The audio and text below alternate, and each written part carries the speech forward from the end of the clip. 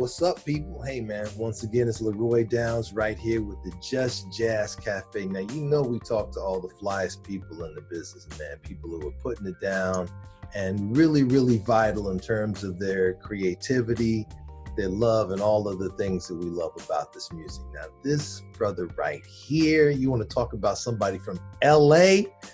That's my man and yours, the one and only brother, Terrace. Martin, what's going on, man?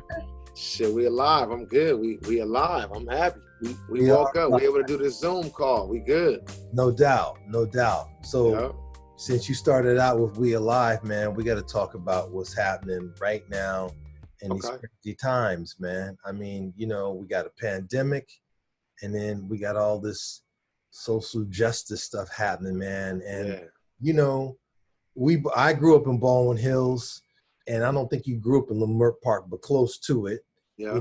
So both of us have kind of experienced what life is like right here in the center of Los Angeles. Of course, if you look at the news, they're going to tell everywhere they show, they're going to say it's South Central LA. Yeah, exactly. Everywhere.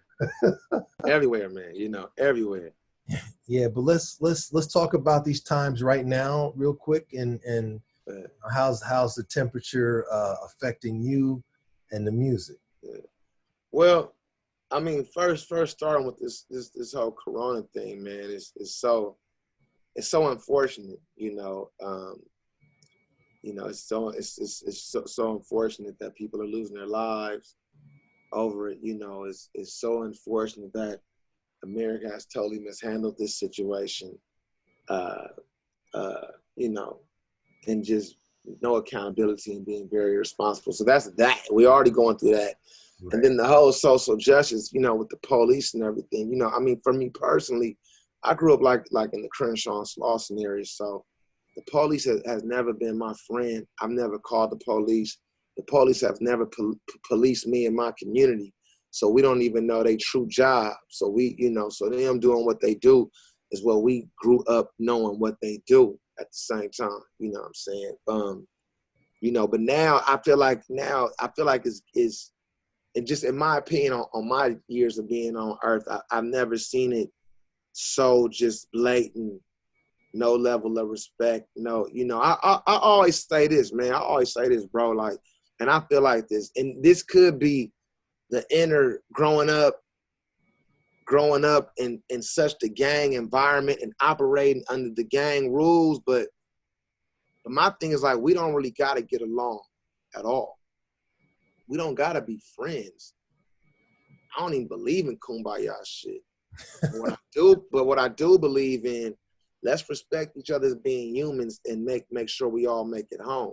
Yeah, no doubt. You know what I'm saying? And you know, it's like, you know, shit, man, that's the only part that really rocks my soul, was like, these motherfuckers just really don't respect this.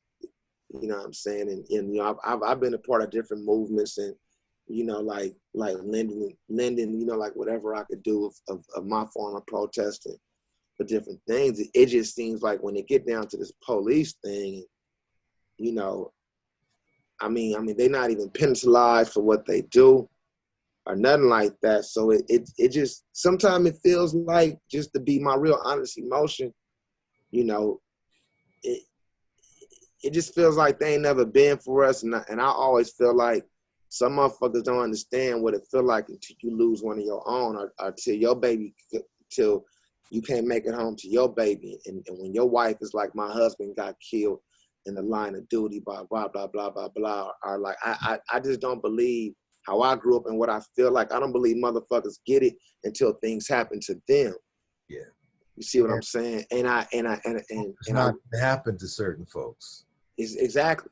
You know, and I, you know, we all pray for better days, you know, but it's getting so weird, man. I'm just feeling like the needle may have to be moved for motherfuckers to understand. You know, we protested, we've asked, we voted, we've done everything that society has told us to do. We're still campaigning to still our people vote for a system that's not for us.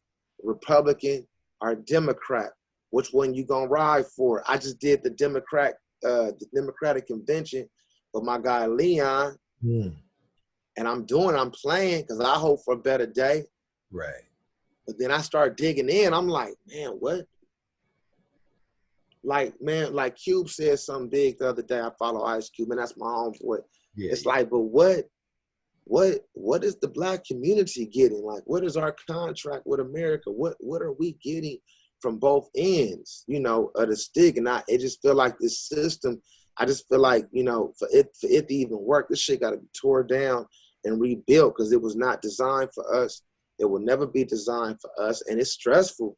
It's stressful to vote and have to choose what is the less of the evil. It's just like, it's stressful as fuck right now on that part, but we healthy and everything is moving. And I'm just hoping for better days when I'm keeping my family healthy.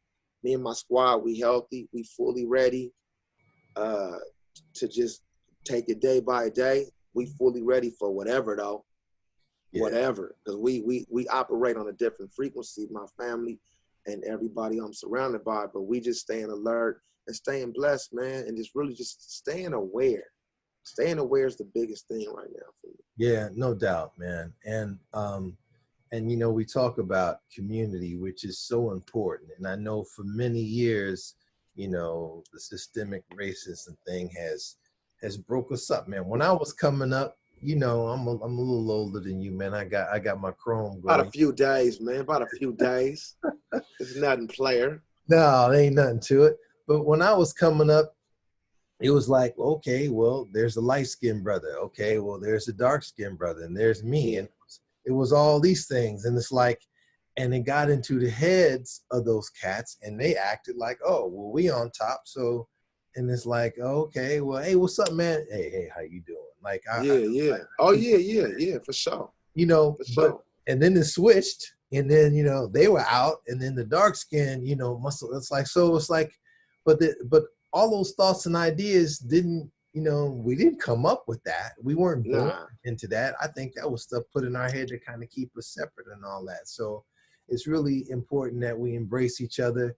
And we got to embrace each other, bro. We got to embrace, and you know, we got to embrace everybody to understand love and respect. Oh, yeah, bro. yeah. This shit crazy. I think we're like the only people, man. When I walk down the street and I see another brother coming to me like, hey, what's up, man? I don't know who you are, but you know, naturally we say, hey, what's up, man? We may, even if we don't say that, we just like, you acknowledge. You see me. Now, you know, on the few occasions where the brother doesn't respond back, then you go, oh, okay, I see what's happening with that.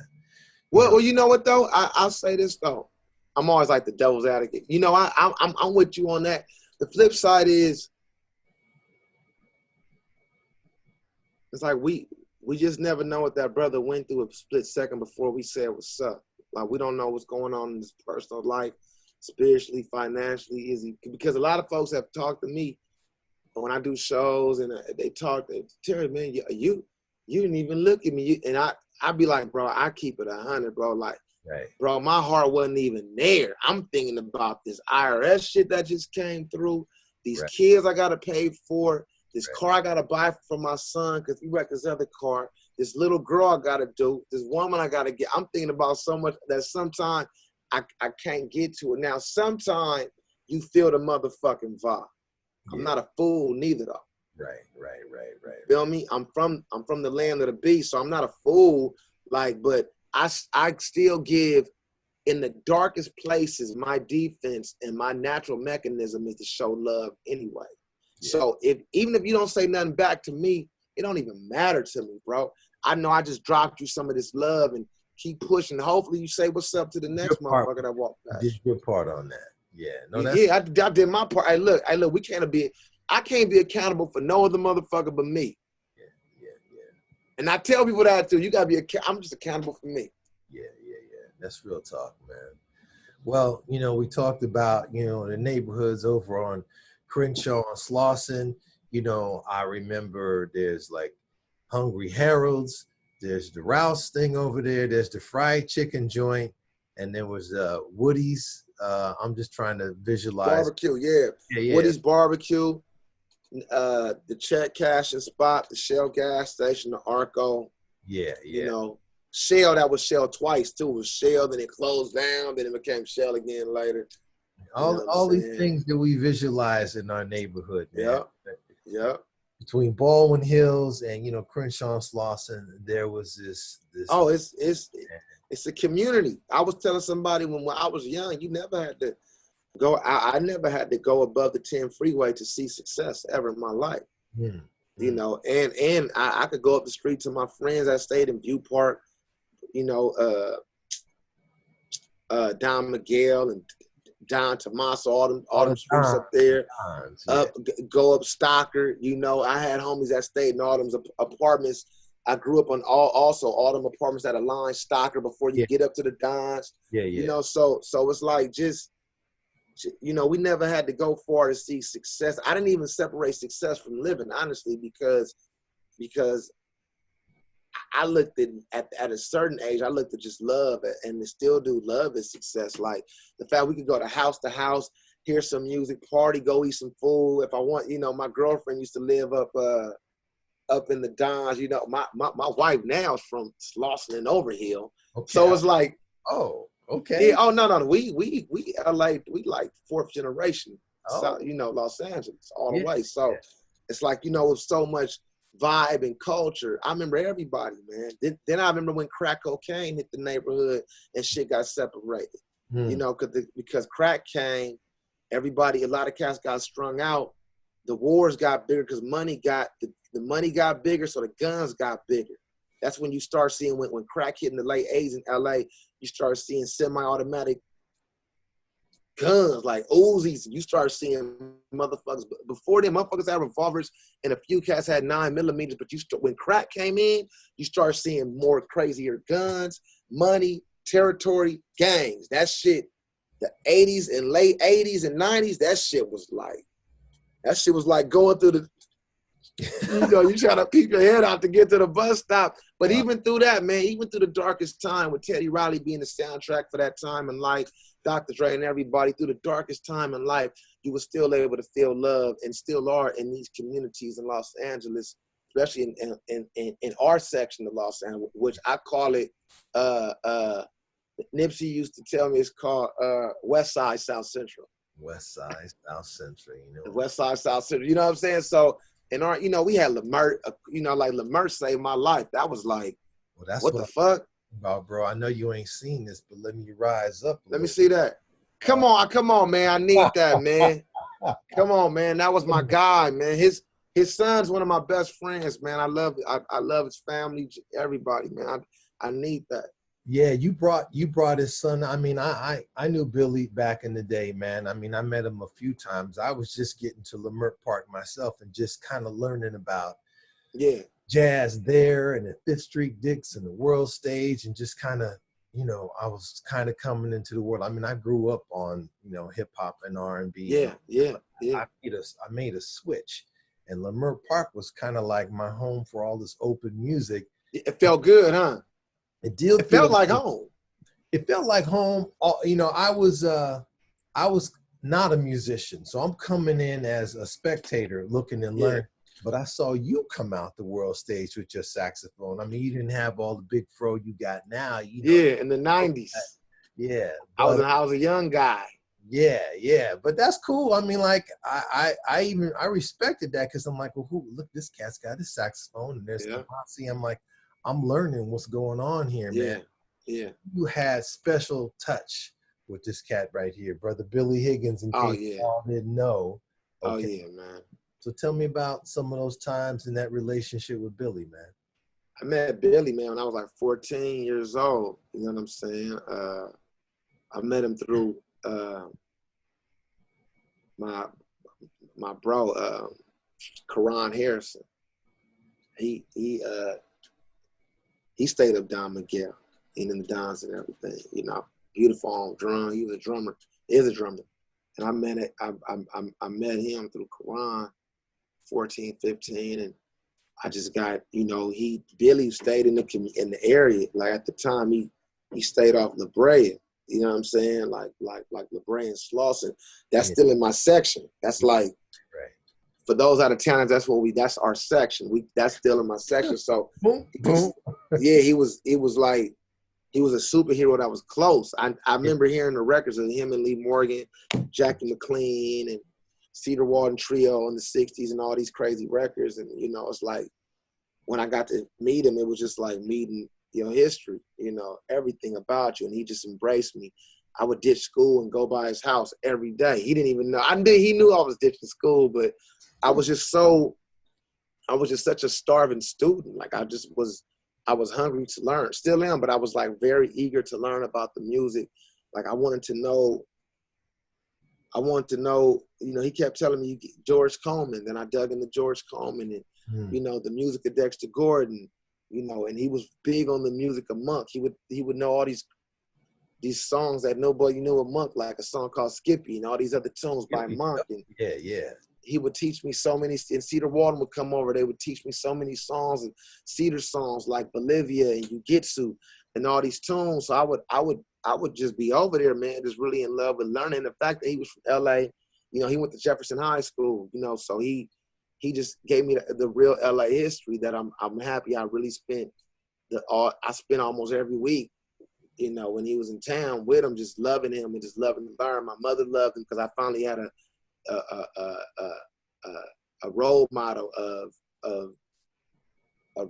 such a high stature, but an elder, a family man, somebody. She was happy that somebody was in my life. Like I get, you know, I was I was 15 hanging out till 4 or 5 in the morning at Fifth Street Dicks, and my mama just trusted me over there. Her theory was it was better me hanging out in that hood than me just being on the block hanging out on Bryanhurst or different things like that with all my friends that I grew up with and everything, you know, because before that we would ride our skateboards up and down Bryanhurst and West Boulevard. And, you know, that's like the Thunderdome for the hood over there. That's like you in and out with what you make a choice. You can't, you know, so right at that age when I could have made a pivotal choice, the creator brought Billy Higgins in Leimert Park into my life. Because I was going down a left-hand turn.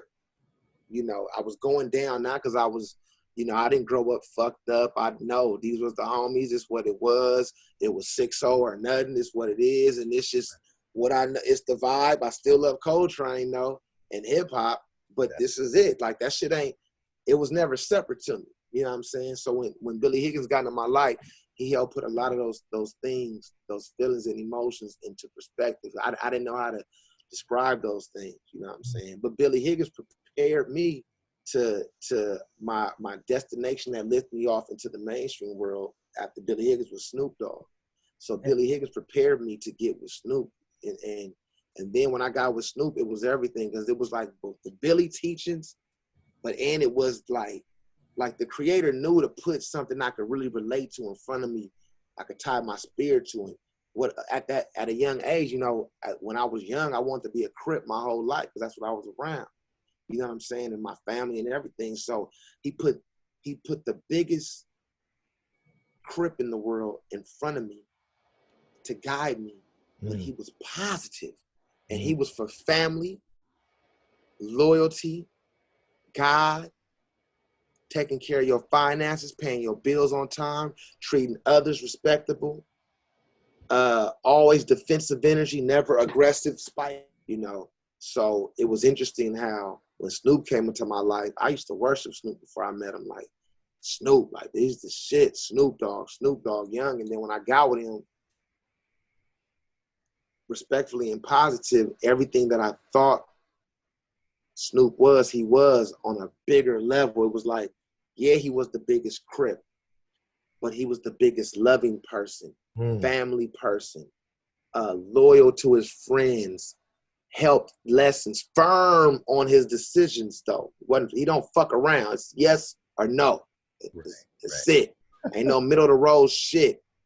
It's either I love you or fuck you. Ain't no Hollywood nothing. And Billy taught me my foundation that I needed as far as practicing, staying loyal to something, studying the music.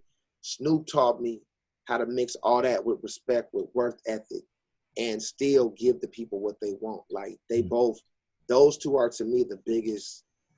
I mean, for my youth, those two, Billy Higgins and Snoop Dogg, are like my biggest like guides to my life at those times of my life. Well, you talk about, Snoop, like when you were able to get with Snoop. I mean, I know how you were able to get with Higgins because the world stage was open and you young brothers like, yo, we pulling this brother in. You got some talent, like, come in, let's talk and let's get all this stuff together. How did that transition come for you to even meet Snoop? Here you are, you got your saxophone, you got, you got skills behind you. And here's one of your, your biggest influences is like, how do you approach that? Well, like before I played the saxophone, I was doing beats and producing records since like 6 years old. Starting rap groups, producing everybody rap group, fucking with equipment. The saxophone came in my 9th grade year of high school. So I was embedded into the hip hop shit. Like that's my shit. That's the music of our time. So that's my, right. I wasn't a guy that was like ignoring the environment. Let me go be jazz and tuck away. Fuck that. I was doing it all at one time. So it's like when Snoop, my older brother by the name of Marlon Williams, he stayed off Crenshaw, but he was always doing records with everybody since the early 90s. And he was always playing on Snoop records since 96 and everything. So he was touring with Snoop. I already touring with Snoop. That's the cool thing about being in LA. You one step away of being connected. As long as you act right and know how to shut the fuck up, you could get the job done in Los Angeles. It's not a secret in LA. If a motherfucker ain't working in LA because it's ego in the way, that's a fact. That's a fact. If you ain't working and you talented, check your ego. Trust me. And that stems from being on time, opinions when you shouldn't have one motherfucking opinion because you ain't done nothing. That's a whole nother thing. But anyway, so Marlon was already with Snoop, and I always told Marlon, man, put me on with Snoop. But Marlon saw me when I asked him at 15, I wasn't ready. So he saw me and with Billy Higgins and what Lamar Park calmed me down and did to me. And then he was like, hey, I'm gonna take you to go fuck with Dog. And I was like 18, and he took me to go fuck with Dog. Not on the saxophone, said like, yo, my little brother got beats. And I had like hundreds of beats ready for Snoop. And the beats. And then later on, maybe a few months after that, Snoop found out I played the saxophone. Then he wanted to put together a band. Then I played the saxophone for Snoop for a while in his band. I moved in with him, started living with him and working with him every day, young, and then started playing saxophone for a band. Then I started playing main keys for the band. And then I hired Isaac Smith. I hired Kamasi. Then I didn't play sax no more for Snoop. I started getting a horn section. I just played keys for Snoop. So that's, at the same time, I was still doing records, all those different records for Snoop while I was touring with him. Remember, I remember I was so happy when he let me hire a horn section because I could get my friends, because I got kind of bored, just being honest. The other musicians in the band weren't jazz musicians. They didn't, God bless they soul. They were sweet guys, but they wasn't in love with practicing. And I was still trying to grow because I was still loving Jackie McLean. Ooh. So when I got with Kamasi and Ryan Porter and Isaac Smith and Joseph Lineberg and Keon Harrell was on I started getting those guys on the gig. Keon was here in LA? No, Keon, that was my friend since 15 through Jazz Camp, so I flew him out here. Oh. You feel me? Yeah, we all connected for the young. So when we got them cats on the gig, I was able to not play sax, but on the off time, which was every in the daytime, we would be practicing for 6-7 hours on the side. We'd be learning Sonny Stitt tunes, and then when the show hit, we playing Snoop Dogg tunes. We hang out with the ladies. We getting drunk a little bit, smoking weed, partying. Next morning, 8 in the morning, we back practicing, listening to some Charlie Parker, Miles Davis. We just back in the shed. Nighttime, Snoopy. We hanging out with Jay-Z, 50 Cent, doing all them records. Daytime, we in the motherfucking shed. That was the program. That was you in the shed on your shit. The daytime and nighttime, when the freaks come out, you on that other shit. Right. You don't separate nothing. It's easy to do one motherfucking thing. That's like shit. Man, I had kids at 16, so I couldn't fuck around and be like, oh, let me be this kind of musician. That's like, let me be this kind of black man. Right. Nah, fuck that. I'm gonna do everything to the highest level. I'm gonna work with the baddest motherfuckers, and I'm gonna love everybody. And know the biggest ego in the room gonna be the art, and we gonna hang and party. Well, I mean, love is a key factor, man. And, you know, I'm a giver. I know you've always been a giver in terms of giving this music back to people, letting them hear something they haven't heard and having them feel good. You know, Yeah. there's a couple of concerts in the neighborhood, man. One being at the World Stage. You brought Glasper out, man, and y'all just came and tore it up and gave back to the community, like, you know, like you always do, you know. Yeah. Um, the second one, we did a Miles in May, celebrating Miles's birthday. And Remember that. yeah, you and Glasper and all the cats came out again to the Baldwin Hills Crenshaw Mall Yeah. and told everybody to come get your Crenshaw, you know. Oh yeah. Come on now. Hey, look. You know, hey, look, man. I fuck with my neighborhood, bro. It's not even no deep way to put that. It's not no like. It's funny how people say I'm giving back to the community. I look at it as my community love me and they allow me to keep fucking with them. You feel me? Like it's more of an honor, not a. It's more of an honor to be able to play music in the Crenshaw district for me. It's an Mm, honor to be able to say I'm a survivor from over there, and I've survived a lot of shit through emotional shit, through gunplay. Like, you know, it is. I'm proud. I wear like a badge of honor to say that I grew up in the Crenshaw district. I wear like a badge of honor to say that I'm from the Crenshaw and Slauson area. Badge of honor, Leimert Park. Badge of honor, Billy Higgins. Like, every time I get a chance to play over there, I feel I do my best. And I think it's funny style when motherfuckers be from the city and they'll play the big venue. Like, I can never play Hollywood Bowl and not fuck with that area because everybody, I just feel funny style. Like, what the fuck? Like, oh, that means I'm only fucking with these motherfuckers that could afford to go there? That's weak. right. Because guess what? Don't nobody stay hot forever. Sometimes people stop calling. When the big people stop calling, they get funny. Because that's just the nature of that game. Is I'm not mad at that game. You Right. got to make sure that your roots and your foundation stay consistent. You know, and that's just I'm born and bred like that. Like, G's raised me. G's in the music business. Real gangsters, real D-boys that love their family. Right. Real Crips and real Bloods that care for their community raised me. So that's embedded in me to love my turf, where I walk, where my mama is able, where we was able to live and go grocery shopping, to nourish me, to be able to do all these great things in life. Like, it's everything I got is coming from that particular foundation Dude, area. that's so much total respect, man. I mean, it's like, yeah, you know, most folks, you know, you hustle, you get it, you move on, man. Not many folks come back, and not many folks continue to claim, you know, yeah, all this is cool, man. I love all that, but I'm still from right here, man. And the thing about it is, here's one thing I watched you, man, at Baldwin Hills Crenshaw Plaza when you guys came out. Yeah, you Terrace, but young older folks are looking at you, and it's like you looking at the kids, man. You come here, man. Come here, take a picture with me, man. There's so much love, man, and you just passing it on. Yeah. What happens is those kids will never forget that the cat that was playing on stage came down and talked to me. That's pivotal, man. That Yeah. is so huge, and that's a spark right there and turning in somebody's life. 30 years Yeah. later, we're gonna be talking about you. Hey, know? man, I remember, man, Willie Jones III let me sit in with him and James Mahone Yeah. when I was 15. That fucked me up, man. Because they was like, they still are. They was like superheroes that could fly through the sky to me at that time. Yeah. They both still are. I just saw them last year at Greg Kirsten, bad piano player. Yeah, I remember that cat. Yeah. Mega producer right now, like Paul Right. McCartney and Adele, all these huge All records. those cats are in Leimert Park, man. Exactly. So I just saw him at Greg's 50th, and James Mahone was there. And James, anybody that know me know that, like, James Mahone was such a big part of my foundation. He was the cat I would follow around.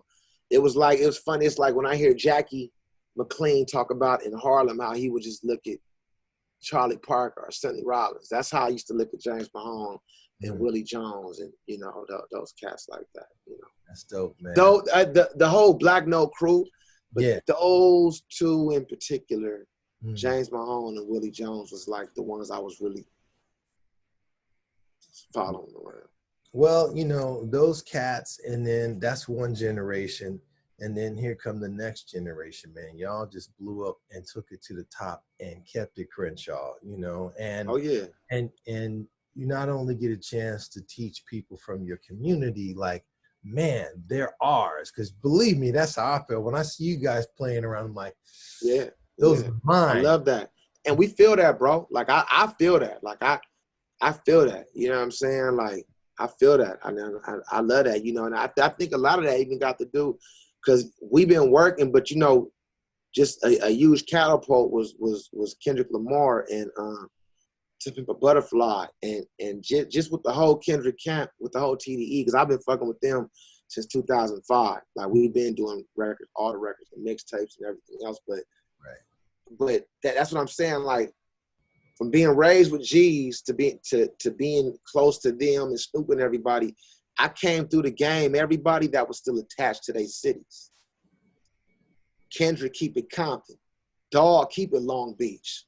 So it's like, I better keep it LA, Crenshaw. Like it don't even look right. No, it don't even look right.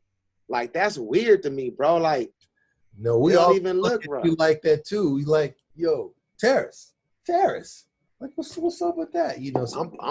I'm there. Hey, I'm there pulling up. You feel me? Well, let's talk about Kendrick, man. For me, I really didn't hear about Kendrick until you. And I, like I said, when I started out, I'm raising up with the hip hop and the R&B 1580 K-Day, man. That was religiously me every day. But and it was on Crenshaw. You know what I'm saying? Yeah. The 43rd. The problem for me was I get in the car in the morning, headed to school or whatever. I hear the same song 7 times in a row that day. I'm like, I need some more music, man. And so I started searching the dial and looking for jazz and found it and tried to learn that and, investigate that. But there's so many similarities in the music, man. So I got the jazz, but I still got the bass root of the hip hop and R&B. And with people like Kendrick, I love intelligent rap, man, because you can say a line that goes by that quick, but if you slow it down, this word is 5 levels deep. You can't even understand that sentence unless you know this, unless you know this, unless you know this. Sometimes it's a specific place, and sometimes it's just you got to know that this name means this in order to figure that out, man. And your boy Kendrick is just dropping balls like crazy. He's special, bro. I've never met nobody like him in my life. Well, you got working for a long time, so it wasn't like hooking up with Kendrick and doing something. There was like a basically years of doing things together before. I mean, it was just years of searching for a sound. You know what I mean? Just searching for a sound. You brought Kamasi and all them cats in on that too, man. So tell us about how the magic inside the studio for Pimp a Butterfly. Shit, man. I mean, we were just in there vibing and checking out what's going on, and we was dealing with we was playing with certain palettes of music, black music, funk, R&B, disco, old school hip hop, new hip hop, jazz, and that palette with harmony and bass lines and things changing, rhythms changing. Those things have always kind of sparked him. But he wanted to go all the way in with a concept, and I'm like, well, shit, let's do it. And I know the cats that's best to bend in shape, and I know the cats that know how to become silly putty. Right. I know I know the cats that know how to become putty to the mold and just play a part and really play a part, but still shape as they're playing a part. And that was Kamasi, Robert Glasper, Marlon Williams, Thundercat. You know what I'm saying? It was, it was just the cast that I knew that could bend with Earth, and then we dropped that album, and it went like that, and Kamasi had that other great album ready for him. Right. He dropped that. bam. But you know what? We was talking about that whole thing throughout the Pimp a Butterfly though. Kamasi's album. We was like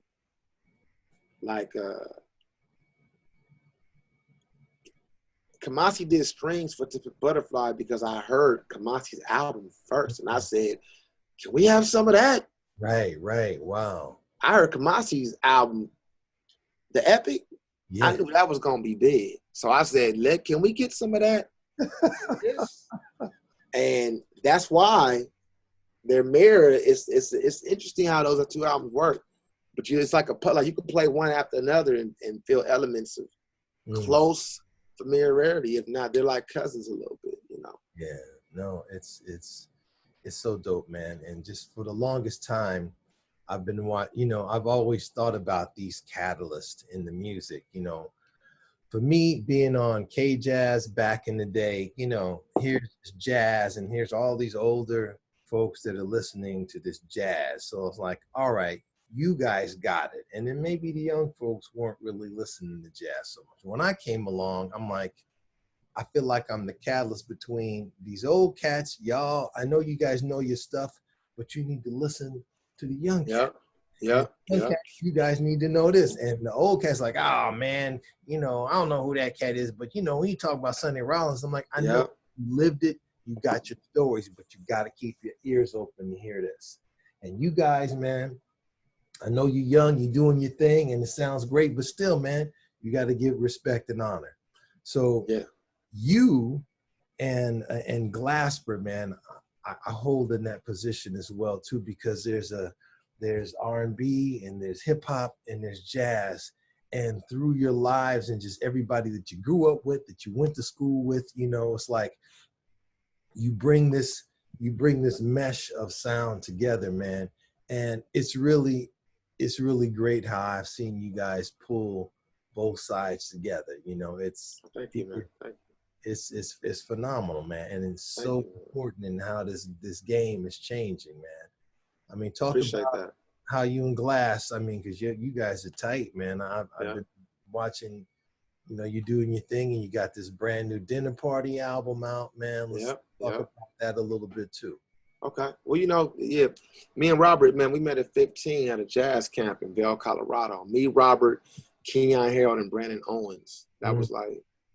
That was there, and you know, that jazz camp. It was in Vail. It was Vail Jazz Camp. It was Jeff Clayton was teaching saxophone, John Clayton teaching bass, Bill Cunliffe was teaching piano, Terrell Stafford teaching trumpet. But it was a week where a lot of famous jazz musicians would come and perform. So we were able to meet all these cats, and we stayed in contact every day after that since we was 15, and we would. Me, Robert, and Kenyon Harold, we would practice on the phone for 8-10 hours together. Back then, long distance was a motherfucker. Your parents whip your ass, you know. Off that phone.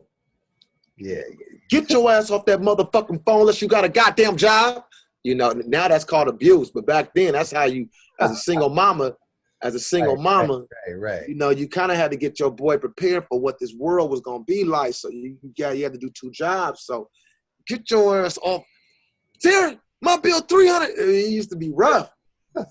You know, now I know she happy about them bills. Right. She cool, you know. But it was just that, man. And you know, more than the music, man, we just love each other, and we respect each other as young men. As human beings, you know, we didn't shit on nobody's ideas of how they think about certain things in life. We accepted the good and the bad with each other, and we was able to maintain our brotherhood and our friendship for all these years till it turned from love into good business. I never had bad business. It's just all love, you know. How can you? I mean, that's like, those are your brothers, you know. Yeah, and then Rob, don't get it fucked up. Rob was the first. Rob was cracking early. Rob used to always he used to always come to LA, fuck with me on the Crenshaw shit. He was fucking with us before. He was always like lending as a friend, my friend, but don't get it fucked up. He was always warm with lending his brand as well to help us out here in LA, at least help me. Yeah. You know, and that's helping us, because I'm gonna keep it shitty when it comes to the young musician squad. Like, motherfuckers wasn't putting cats on records. It was like the older cats doing all these sessions. And then I came along and was a producer and was doing all the sessions. So I hired all the homies and told the homies, hire all your homies. I don't give a fuck if they could read music like the other shit. Can they play the part? And we broke that shit in to the hip hop shit to different, at least in my era, right? Like Dr. Dre and them been doing it. Trevor Lawrence been a part of the, but my era, we just came through a whole different thing. We was playing on trap shit, Travis Scott shit, YG shit. It was more like, you know, hands out, and we was able more accept and love in. Like we didn't look at genres of music. We just look at, is it cool? Is it cool? How much the session pay? Right. Pay cool. Who got a leader? You got a leader?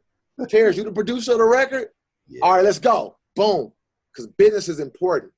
Your crew will not continue on fucking with you if you have bad business. And one thing I stress myself about is 100% great business. When you gotta make sure everybody paid the highest rate. I make sure everybody paid. I make sure if it ain't something, it's communicated. It's no secret agenda. That's how I'm able to pull cats out to come fuck with us in the Crenshaw audition, because the business is so good, bro. It's fair. It is what it is. If you got a problem, as a man, you can hit me, because I learned that in the district. You feel me? So that's respect. We operating on black art, but we also operating on real good black business too. And that's not talked about enough. You know, the reason why I say jazz, people say, oh, jazz and this is that. Jazz ain't this, jazz ain't that, jazz ain't that. Because all we got to do is impair some different business things. Like jazz should be on the front page of everything. It's not the people's fault jazz is not on the front page. It's the community of jazz, because we have to do a lot of things. It's like, instead of pairing up just with other jazz cats, we should be pairing up with other cats from different places to spread our jazz a whole different area, you know? No. That's a different thing. You know, you may want to edit that, because motherfuckers be mad at me with certain shit. Oh, man. No, hey, brother, you speak truth, man. And that's how it is. You know, the thing that I do. Look, bro, let me say this, bro. I got sick of knowing bad motherfuckers all my life, and they was broke and nobody working. I got sick of that. I got heartbroken of that. I got heartbroken of doing these sessions with these motherfuckers that didn't have a little bit of the skill that these other cats have. But then I started hanging out with both of them and start seeing, well, how can I fix? How can we help these other cats? And how can I help these other cats gain something? And I realized the cats that had a certain skill level that may not have been the best at this or this or this, they had ultimate people skill levels. And they were able to communicate and be gentle and nice with no ego. You know what I'm saying? So I learned, okay, that's how you, okay. I like that.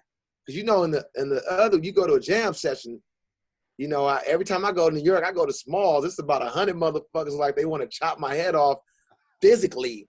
You know what I'm saying? I'm just like, I just come to have a drink and play. But, you know, the spirit of that shit is so, you know, is different to some cats, you know. But, you know, man, my whole thing, man, because I grew up in a household, bro, where my father's a jazz musician, my family, and we didn't financially, we didn't, when certain choices was made, I didn't grow up on the greater side of things financially, due to whether it being not gigs or my family not knowing how to cope with music and things changing, and crack coming in and breaking up my household. So all these different things played to where I just have to say what the fuck it is. And I'm trying to figure out a solution, how to keep playing this art and still take care of my family and be happy and still not sell my soul.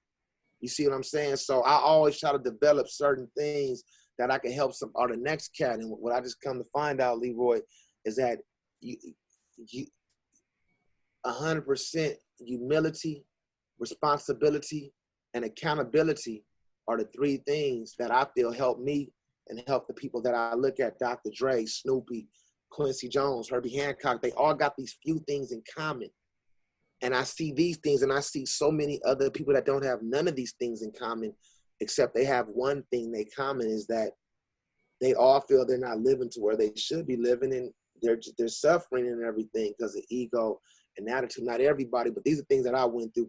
We having fuck this Zoom, cause we just talking. So like, it's like, so that's what I be on, like, and that's why I keep rocking with Kamasi. This all goes back to me and Robert's relationship. That's why me and Robert, me and Keith, we all see eye to eye on, look, the music is secondary. It's the humanity that's first. Fuck all that ego shit. Fuck who the best is.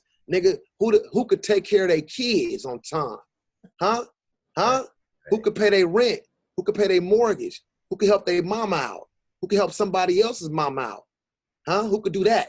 That's what's more important than you playing a motherfucking solo over Giant Steps or any of these other songs or these other EDs is motherfucking. Who could take care of your motherfucking health? Yeah. That's what me and my crew is into. That's why we best friends, all of us this long, because we put the humanity first and the people first. Or we put ourselves first, the art second. We don't really give a fuck how good you are. How good are you as a person? Like you take care of your kids, you take care of your woman. Like you got a wife at home and you fucking a gang of bitches. We not fucking with that. Excuse my language. We not fucking with that. Because if you got a wife at home, the mother people is bitches. So we not fucking with that. That means you gonna be a bad businessman, bro. That means you're not loyal to yourself, nigga. So you ain't gonna be loyal when the deal go down. So we can't fuck with you. That's kind of our math, bro. And I'm giving up the secrets, hopefully, and because hopefully I inspire some young cats to, if they got a crew, this is how you keep your crew together. You be men first, or you be women first, or you be whatever you are first, but you be that thing first before the art and communicate on such a level, the art gonna be easy and breezy. Man, that's truth, bro. I mean, you spitting truth, and I know I know that came a little bit through Higgins, and I mean, I know some. All of it came through Higgins and Snoop. Yeah. It came through Higgins and Snoop and me seeing so many people talk too much and getting their motherfucking mouth knocked out in Leimert Park in the middle of a solo outside because the homies outside ain't, in Leimert Park, you got the rap homies, you got the hustlers, you got the pimps that got hoes on the straw a little bit every back in the day. You got the 40 Crips, you got the 6 O's that come through. You got the Jungle Brothers, you got the Jungles that come through. Everybody come through. So everybody ain't art in Leimert Park. But one thing that you can do, you talk the wrong shit, you could get hurt. So you know that young, like maybe I shouldn't say things I shouldn't say because it could hurt. So it's just common sense shit. Or maybe I shouldn't fuck with that person because he talk a lot crazy. Right. So we've seen that literally. You have seen some of that. So yeah. You live it. I've seen some of that. A lot of one time, I was joking with my homeboy and I was bagging. I bagged him too hard. He said, "Hey, don't bag too hard." And I said, He said, "Hey, I'm gonna knock your motherfucking teeth out. You can't play the horn, T. Martin. I told you, stop fucking with me. I'm a gangster." And I said, "Okay, all right, but nah, bro. You know what? I shouldn't have been fucking with you that hard because you do things I don't do. You're right. I was wrong, bro. Right. I'm with the shit, but not to your level. Right. I was wrong. Thank you for giving me a pass." That's how I take it where I grew up. Yeah. No. That's real, man. And I mean, so, but all that plays into our character today in the world, bro. Oh, no doubt, man. To talk about Leimert Park and Higgins again for a quick second, man, and Billy, you got Billy on this end, and then when Billy is out playing with Charles Lloyd and all that, it's like he passed on Eric Harlan to Charles Lloyd. And through that, man, you guys came together and did a beautiful concert, man, as a tribute to Billy Higgins at our place at Just Jazz, man. So tell me how when you and E hooked up, because Eric told me, he's like, "Man, I've been trying to hook up with Terrace and try to do these things for a while, man. So I think we want to do this, I didn't meet Eric, but I saw Eric. I never will forget when I saw him. He had a paisley print shirt and a curly top, and he was playing for Joe Henderson. Oh, man, that was a long time ago. Like in the late 90s, and they came to LA, and I saw him at the Joe Henderson gig, and they was killing. But when they came to the world stage, Eric played different. Like, he played things at that time in my life I wasn't familiar with, like the over-the-bar line shit, the polyrhythmic shit. I heard a lot through Higgins and different things, but not to this extent of a different way of doing it, And Eric was scrambling the eggs, and at 17, I fell a deep love and appreciation for his art. I never even felt like that until Eric Harlan came into my life, and I follow him. I follow him my whole career. He's one of the giants, and him, Brian Blade. You know, my favorite drummers is Brian Blade, and not in this order. Brian Blade, Eric Harlan, Chris Dave, Jeff Tane Watts. Yeah. You on it? I mean, when we dealing with that shit, you know what I'm saying? We're just being like, drop in the bucket and just be creative. Like, what the fuck is this? Right. So Eric, man, it was a dream come true for me to share that experience with Eric, man. He's one of my heroes and my brothers. He's my brother and my hero. So just being with him, and you know, because he's played with everybody, and his sense of music is. I fuck with Eric because on my professional level, on my LA record producer level, Eric's the kind of cat you could get a lot of records done with in a session because he plays all styles fluently, and he understands the sound, and he has people person skills. He's gentle, he's cool. He a player with not a player with, but a player just with, he clean, he dressed well, you feel me? He know a lot about food, wine, different shit. So definitely knows a lot about wine. That brother's a connoisseur. He's a great host. Yeah. So he's a father, he's a hub. So he know how to maneuver, and he from Houston, bro. Like, so he knows how to maneuver in different areas. Dude, what is Houston and Texas and all this talent that came out of there? It's just, I'm like, what is the deal? You know? It's just like that, man. It's like that. It's deep, bro. Yeah, man. Well, look, man, we appreciate you, and one of the things that, you know, we didn't talk about was Reggie Andrews and Let's talk about it. Let's talk about it real quick. Let's talk about it. Yeah, what's up with that, man? Because I always heard, you know, my parents wanted to send me to Lock High because I was a baller. I played some basketball. They wanted me to go through there, you know. But for you, man, you went, and, you know, I'm sure Reggie Andrews was a great inspiration as well. Oh, yeah. Super father figure. Super father figure. Reggie.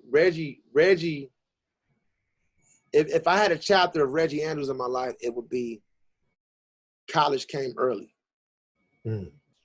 College came for me in 10th grade when I got with Reggie Andrews. I was fucking up. I was going to my mom sent me to Santa Monica High School first. So I was getting in trouble, a lot of different trouble, doing shit, you know. Not obedient shit. Not being disobedient, not being upset, not being, you know, but just doing what the fuck. I come to school when I want to come to school. You know what I'm saying? A few. What inspired that, man? It's like, I mean, I know you're in control of your own life and everything, but high school is like, so what changed? How'd that start? Like, I don't really feel like you just didn't feel like being there wasn't feeding you. I kind of stopped. I started ditching school every day, like in second semester of 7th grade. I just was ditching school a lot. And funny how the creator work, I would be ditching school back. I was going to Overwrite. I would go to Overwrite, catch the bus up there, and be like, man, fuck this shit. I'm out of here. So I catch the bus up to UCLA, the number 6, Sepulveda bus, all the way to UCLA. And I was able to, because they had a big arcade there. And back then, I was the South Central champion in Street Fighter 2. So I would ditch. Watch this shit, Leroy.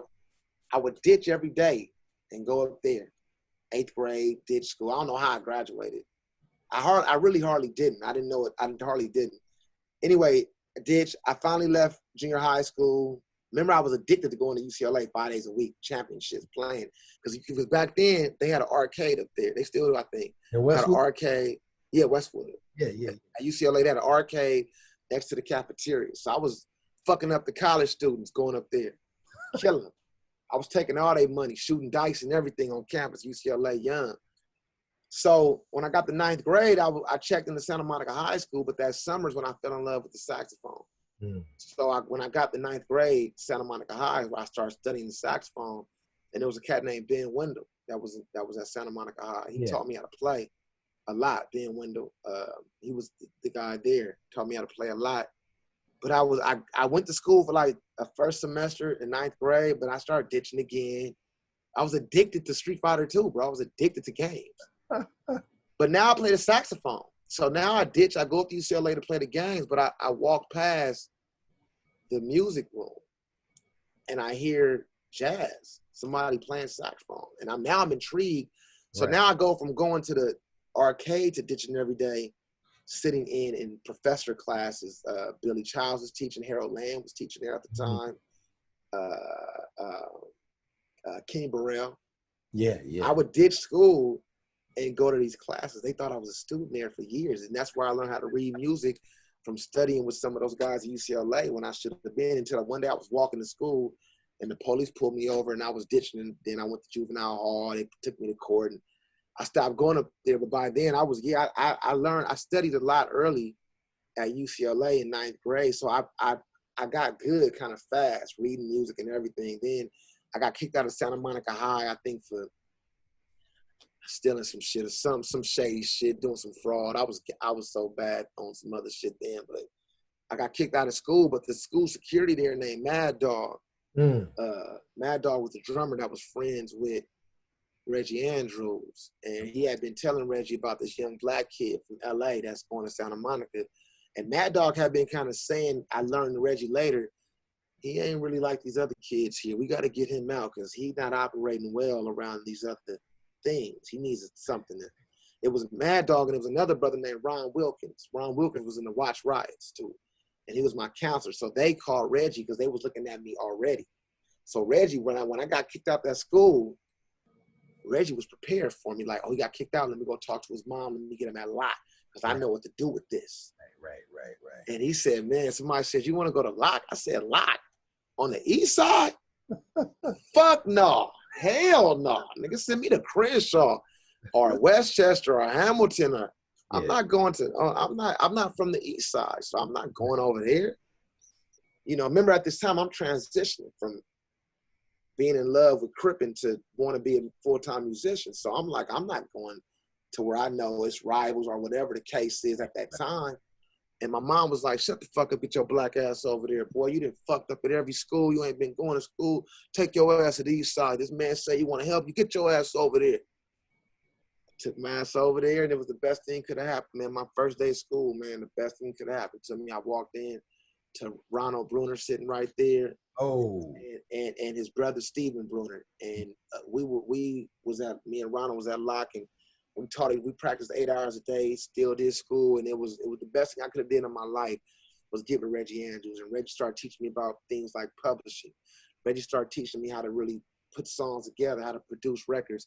He started teaching me about the record business. He started introducing me to people like Gerald Busby at a young age. He started showing me the record business and how to play at my skill level and how to operate in the record business. Right. He always taught us that business is a bigger word than music. Some people don't agree with his teaching. I agree with his teaching. I agree with Billy teaching. I agree with everybody teaching that, all put it together.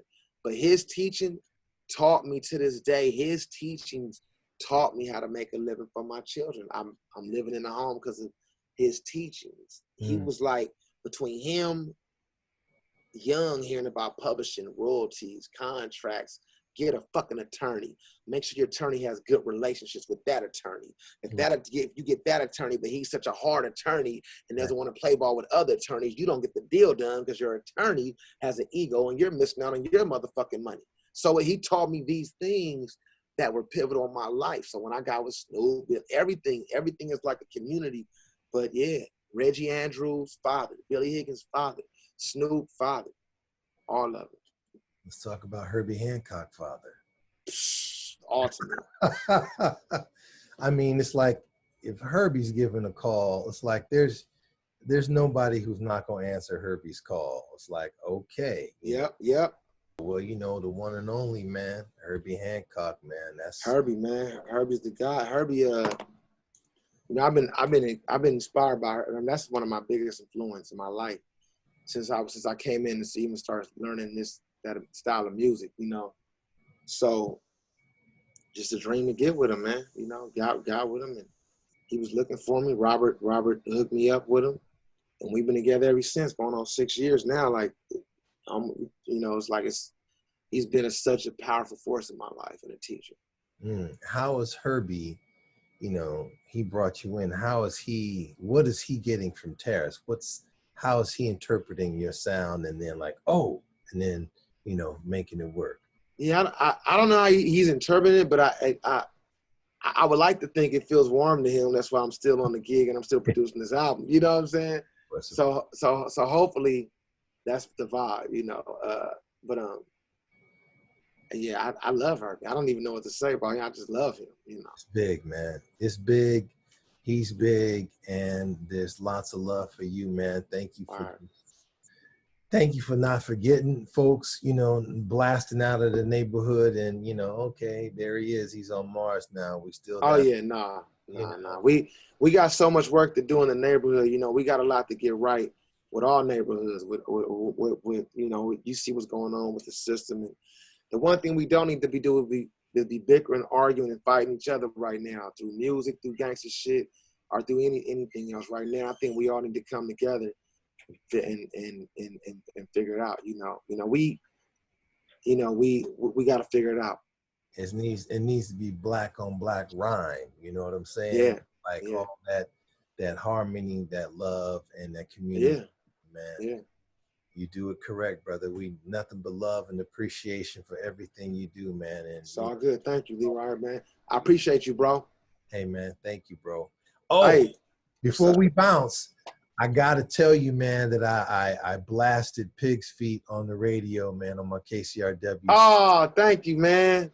Dude, I set it up so nice because I had this Dave Chappelle piece where he's talking about the police broke in his house, and it's like a little comedy piece. Yeah.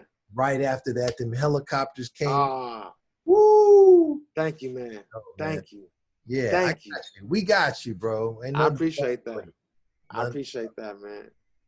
Ladies and gentlemen, you've seen him. We spent some great time with him today. The one and only Terrace Martin from the neighborhood, from the community, the cat. Come on now. Truth. Nothing but truth comes from that brother, man. You got to respect that.